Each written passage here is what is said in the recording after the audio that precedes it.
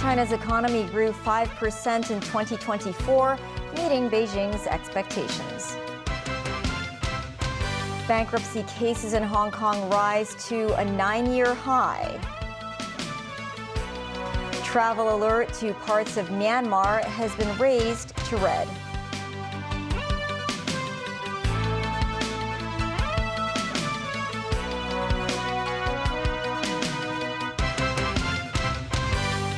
Good evening, I'm Melissa Hekalea, and this is TVB News. For the full year of 2024, China's economy grew by 5%, reaching the government's target. The National Bureau of Statistics described it as a hard-won achievement, but admitted challenges remain because of the uncertain external environment. Jackie Lin reports. China's economy ended 2024 on better footing than expected, thanks to a series of stimulus measures. The National Bureau of Statistics said the domestic economy overcame challenges brought about by the complex internal and external environments. Preliminary data show the country's GDP in 2024 topped 134 trillion won, marking an increase of 5% year-on-year. The Bureau said the basket of measures have helped achieve the target GDP growth while buoying the country's economic, scientific, technological, and overall national strength. Kang Yi, director of the National Bureau of Statistics, said in the next stage, China will implement more macro policies to support a stable development and continuous recovery of the economy. Meanwhile, the latest statistics revealed the urban unemployment rate nationwide was 5.1%, marking a slight decline year-on-year.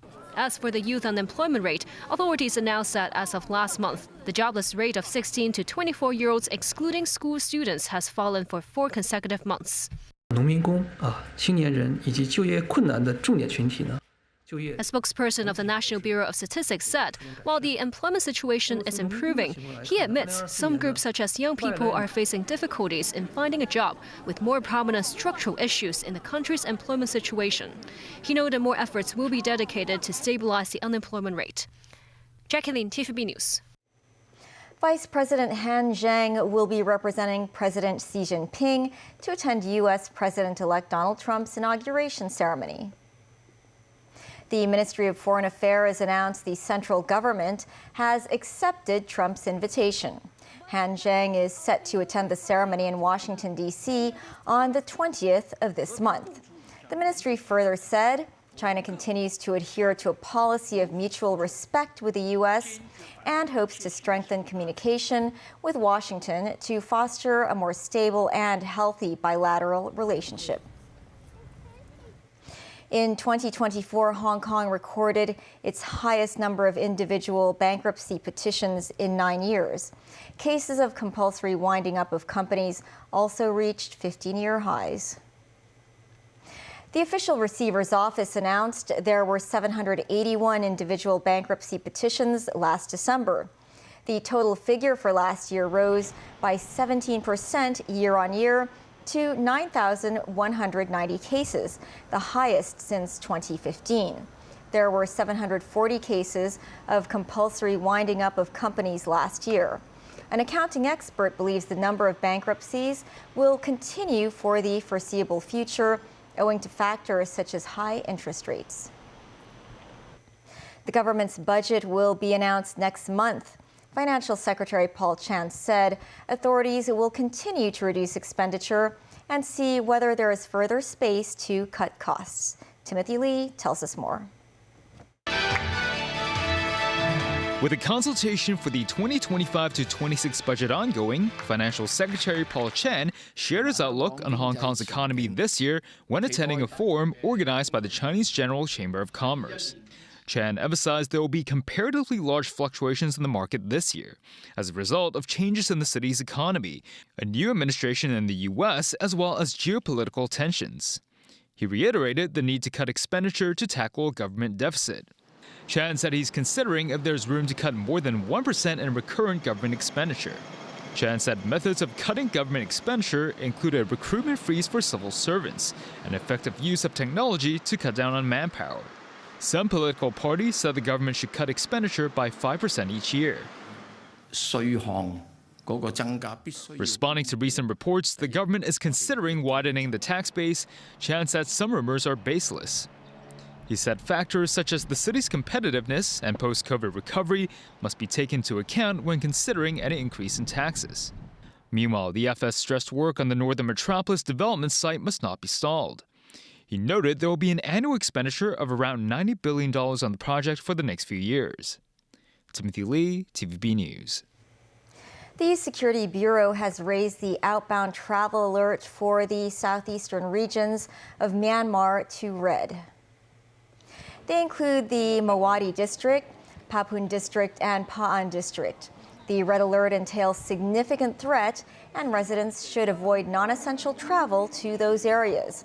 The Security Bureau noted there have been signs of a resurgence recently, where Hong Kong residents are suspected of being lured to the region and detained to engage in illegal work.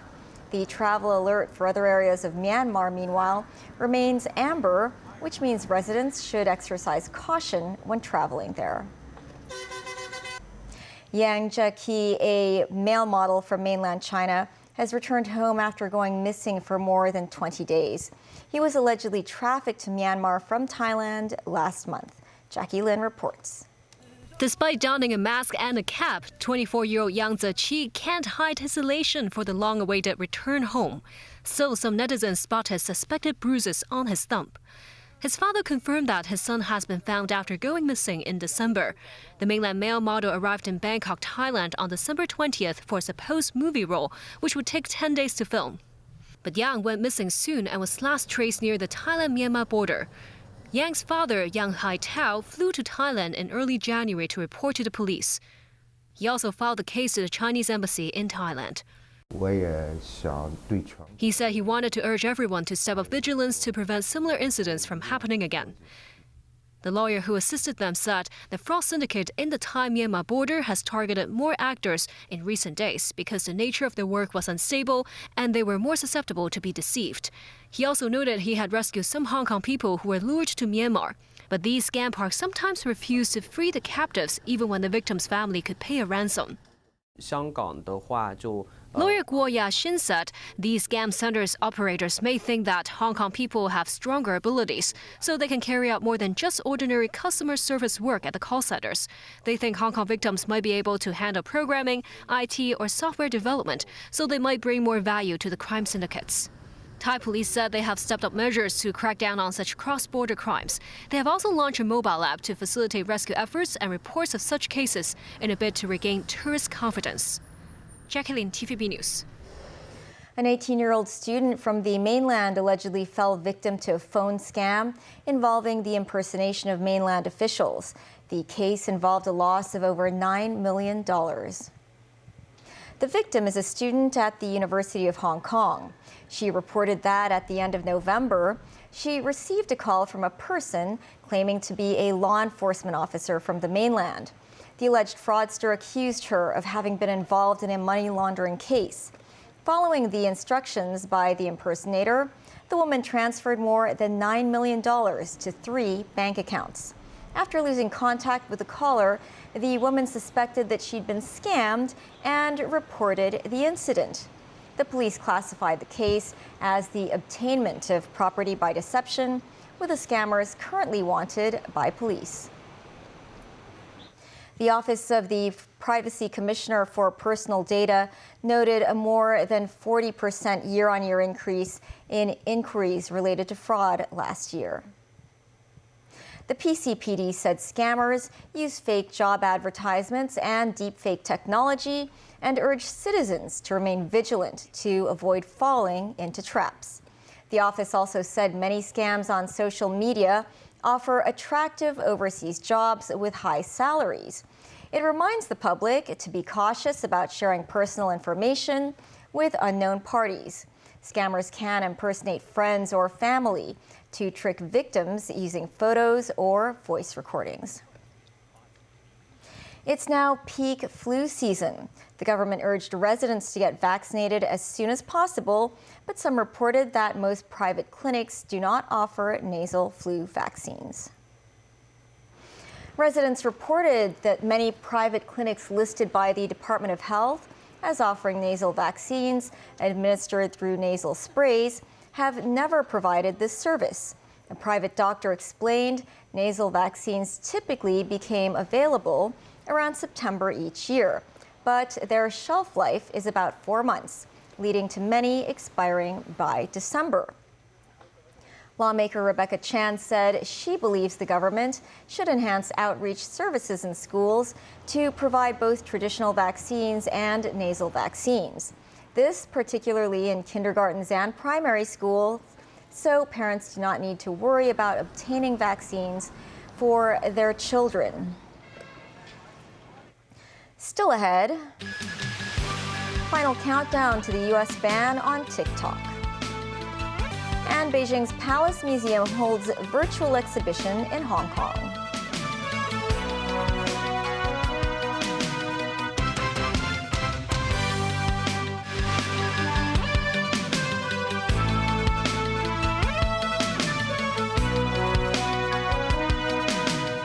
Welcome back. The United States Supreme Court could issue rulings on Friday, U.S. time, to a law that would cut TikTok off from U.S. app stores and hosting services. But more and more politicians are calling for the ban to be postponed. Danny Zhou has the story. A notice on the U.S. Supreme Court's website wrote its opinions may be announced beginning at 11 p.m. Hong Kong time, without stating what cases would be decided.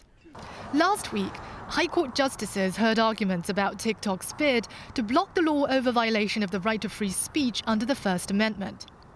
They are still deciding whether to uphold or overturn the law or pause its implementation. This Sunday is the deadline stipulated in the federal law passed with bipartisan congressional support that mandates TikTok's parent company ByteDance to sell it to a non-Chinese company or face a ban in the U.S. U.S. President-elect Donald Trump, who was scheduled to take over as president the day after, reportedly invited TikTok's CEO Shou Chu to attend his inauguration ceremony and celebratory activities in Washington. Earlier, the Washington Post said Trump may weigh on executive orders to pause the ban for 60 to 90 days. It's unclear if the orders would survive legal challenges. Trump's incoming national security advisor, Mike Waltz, also said the new administration would keep TikTok available in the American marketplace if there is a viable deal. Waltz indicated that the law allows a 90-day extension when possible divestment sees significant progress.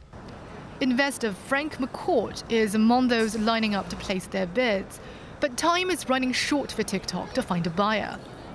Meanwhile, some lawmakers pointed out the ban would be a hard blow for TikTok's 170 million American users. They're mounting last-ditch efforts to ask for more time to resolve the issue. It's time to take a breath, try to step back, buy some time, try to figure this out rationally, but in no way should we have TikTok go dark on Sunday. Chuck Schumer said Senate Democrats are not against TikTok. He noted they will continue to work to find a responsible solution and cooperate with the Trump administration to keep TikTok alive while protecting U.S. national security. Danny Zhou, TVB News. South Korea's anti-corruption agency sought a separate warrant to detain arrested President Yoon Suk-yeol for up to 20 days after he refused to appear for questioning on Friday morning. Hundreds of pro-Yoon protesters rallied outside the facility where the embattled leader is being held in custody. White condolence flowers were laid to show their anger toward the court. A Seoul court yesterday dismissed a request by Yoon's lawyers to review the legality of his detention. And the Corruption Investigation Office for high-ranking officials said its investigators had asked to extend the detention warrant due to the gravity of the crime. Prime Minister Benjamin Netanyahu's office said the Israeli cabinet will meet to discuss final approval to a deal with Hamas for a ceasefire in Gaza and a release of hostages. Daniel Rell tells us more. In the early hours of Friday, Israeli Prime Minister Benjamin Netanyahu's office said approval was imminent and the restricted security cabinet is due to meet before a full cabinet meeting to ratify the deal that will be held later. It was not immediately clear whether the full cabinet, which must approve the deal for it to take effect, would meet on Friday or Saturday, or whether there would be any delay to the ceasefire, which had been expected to begin on Sunday. A 24-hour period is usually given to allow appeals to the Israeli Supreme Court. Given the cabinet would not normally meet until Saturday evening, after the end of the Jewish Day of Rest, the start of the ceasefire may be pushed back. Underscoring the potential obstacles facing a final ceasefire, hardliners in Netanyahu's coalition have opposed the deal as a capitulation to Hamas, which runs Gaza. National Security Minister Itamar Ben-Gvir threatened to resign if it is approved. Dozens of hostages taken by Hamas, including women, children, elderly and sick people, would be freed in exchange for hundreds of Palestinian prisoners detained in Israel. It paves the way for a surge in humanitarian aid for Gaza, where the majority of the population has been displaced. Dan Orell, TV News. And back locally, the Lunar New Year fairs will be held at 15 locations across Hong Kong for 7 days, starting next Thursday.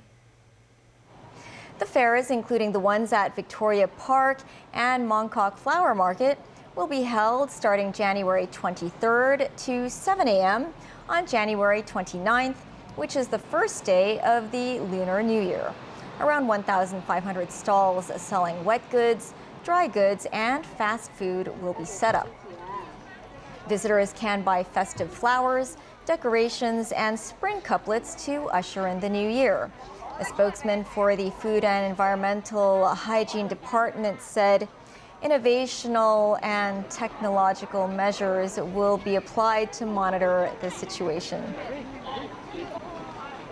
A pop-up exhibition of the Beijing Palace Museum opened today at Tai Kwun in Central, showcasing the ancient treasures and architecture of the Palace Museum through an interactive digital experience. Anip reports. The free exhibition Flash the Palace Museum, a pop-up digital experience, is jointly organized by the Beijing Palace Museum, the Hong Kong Jockey Club, and the Hong Kong Institute of Philanthropy in celebration of the club's 140th anniversary. Held from January 17th to the 31st, the exhibition is the Palace Museum's first pop-up in Hong Kong that provides visitors with the opportunity to experience the palace's artifacts and culture through digital imagery and VR technology. Deputy Head of Digital and Information of the Palace Museum, Zhuang Yu, said the museum's architecture will be digitally recreated so that visitors may feel as though they are walking into the Beijing Palace Museum. Yu also said people will be able to enlarge or spin around 360 degrees the museum's digital artifacts as they please at the exhibition. Deputy Director of the Palace Museum, Hong Wen-ju, said the exhibition is a modern and cool way to bring the museum to people in Hong Kong. She said a highlight of the exhibition is that it reveals the beauty of the Palace Museum's main entrance in all 4 seasons. Secretary for Culture, Sports and Tourism, Rosanna Law, said the exhibition enriches the cultural landscape of Hong Kong. Law said she hopes that this exhibition will help foster a deeper cultural connection between the mainland and Hong Kong. And TVB News. That's the news. Thanks for watching and have a great weekend.